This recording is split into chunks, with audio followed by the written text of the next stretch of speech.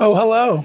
I'm Chris Trujillo. I'm the production designer on Stranger Things. I've been with the show since the beginning. This is season 5, and I want to show you around.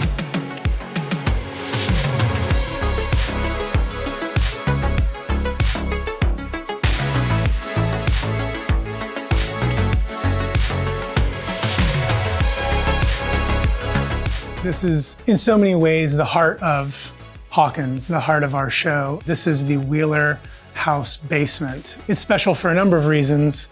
This was the first set that my team and I conceived, designed, drew, built. It was actually the first set that we shot way back in season 1. This table right here, it's actually right about here in the show. This is the table where we first meet our gang of misfits. Fireball! Oh, where'd it go? Where is it? And we've also seen our characters develop and evolve as people. And in so many ways, too, like in the course of the show, a lot of very important moments happen here. Plans are made. Did you get the supplies? Yeah. Binoculars, army knife, and the wrist rocket. Dustin, what did you get? Nutty bars, bazooka, Pez, Smarties, Pringles, vanilla wafers, banana, and trail mix. Seriously? I'm a child of the 80s, a suburban child of 1980s America. So it was very exciting to be able to kind of create what for me would have been just the ideal place to hang out with my friends as a kid.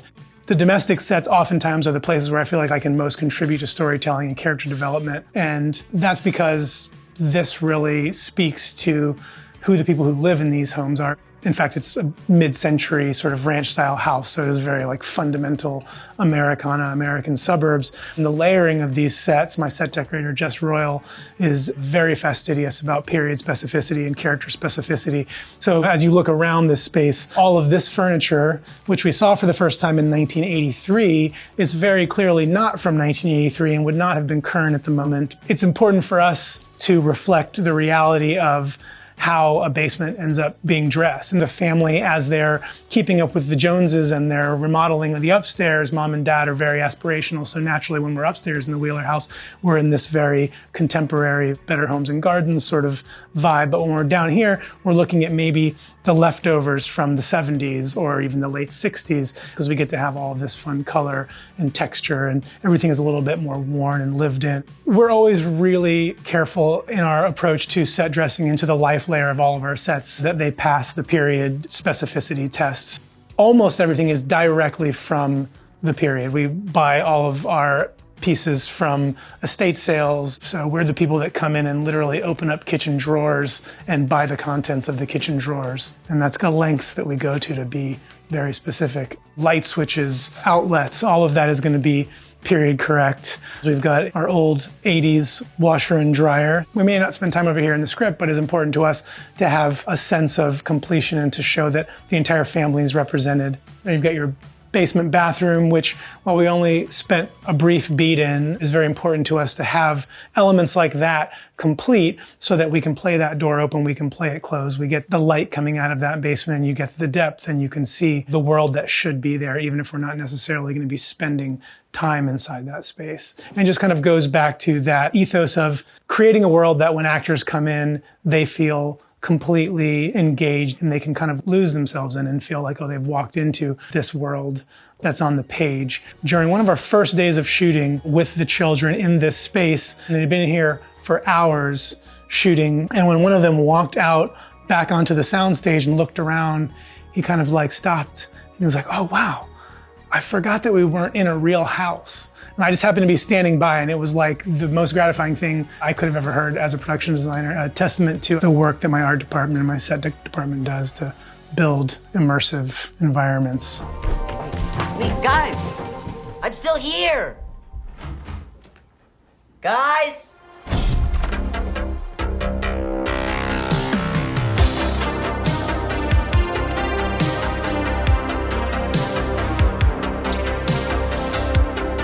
We are standing outside of Hopper's cabin. This is primarily our interior Hopper's cabin. We've actually also got a version of this, an exterior version out in the woods on location where we have the exterior duplicated and it's, finished all the way around. Whenever we're playing scenes of exterior Hopper's cabin, we're out there.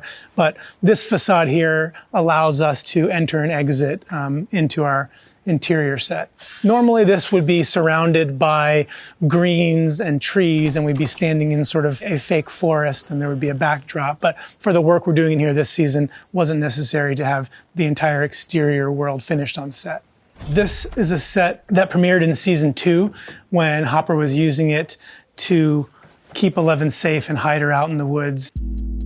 The story we built in to kind of motivate the design of the architecture and the dressing of the space was this would have been a hunting cabin that's been in Hopper's family for a number of years. Maybe his grandfather built it in the 40s as just a very sort of bare bones hunting shack. And over the years, it's been added to, and plumbing has been added. We've got a bathroom in it now, and kind of been in a state of disrepair. And then suddenly Hopper needed a place to hide out, and he did everything he could to make it home for him and Eleven and to make it, warm.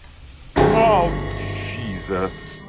We were able to bring it back to life. And this was a chance to do a sort of rough constructed cabin in the woods that would have been built on a budget and built very, very roughly with older, rough-sawn materials. So a testament again to our construction department and our scenic folks that all of this wood was just fresh, clean lumber that they painstakingly processed and painted and texturized so that it feels like a cabin that's been sitting in the woods for the better part of 60 or 70 years. This set, as so many of our sets on this show, does evolve over the course of the show. I mean, it starts out as Hopper and Eleven's hideaway, and naturally there's a monster attack that destroys it, and then it sits vacant for a while, and then in this most recent season, our gang has rehabbed it, and some of our folks have moved back in. So it's fun over the course of the seasons to see the set evolve and things move around.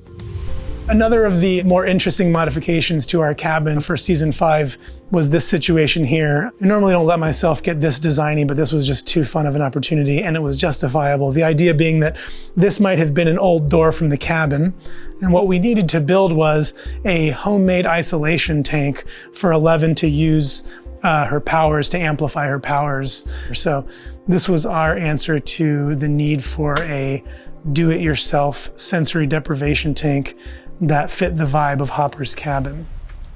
This is another instance, as is the case with almost all of our sets, where in the interest of creating a set that is, real world dimensions, we needed to accommodate camera nevertheless. So this bathroom here is actually built on a wagon, and the whole bathroom will just roll away as needed at a moment's notice.